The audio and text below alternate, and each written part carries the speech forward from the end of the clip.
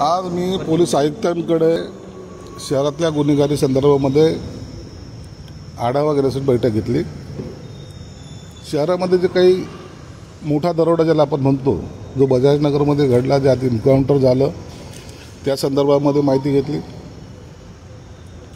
सगळ्यात मोठा प्रश्न काही लोकांच्या मनामध्ये आहे, हे एन्काउंटर का केलं, कसं केलं, त्याचे डिटेल्स घेतलेले आहेत। आरोपीवर जवळपास 10 गुन्ह्याची नोंद आहे।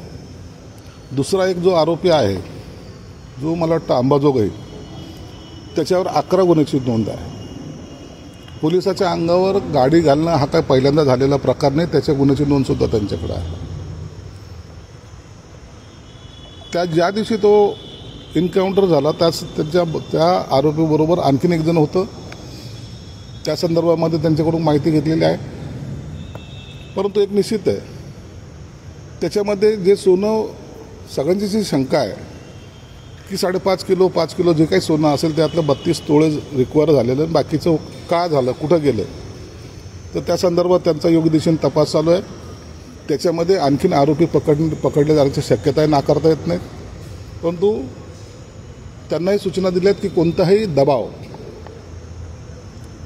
जर आला तर त्याला तुम्ही दाद देऊ नका। शहराच्या जनतेला योग्य तो तुमच्याकडून कॉन्फिडन्स जो पाहिजे तो मिळाला पाहिजे, त्या पद्धतीने तुम्ही काम करा।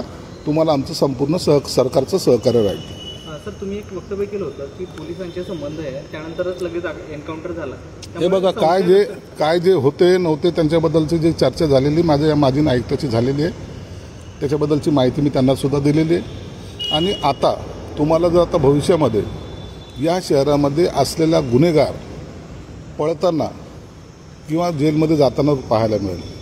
तर तुम्ही म्हणलं ते पोलिसांच्या आणि गुन्हेगारांचा काही संबंध आहे, त्याचबद्दल त्या संदर्भात काय कारवाई केली, त्या संदर्भामध्ये मी सांगितलं की आता पोलीस आता आपल्या ॲक्टिव्ह मोडवर आलेले आहेत। गुन्हेगाराशी जरी संबंध असले किंवा एखादा पोलीसवाला जरी त्यात दिसला तर त्याच्यावर सुद्धा कारवाई करण्याचे आश्वासन मला आयुक्तांनी दिले होते।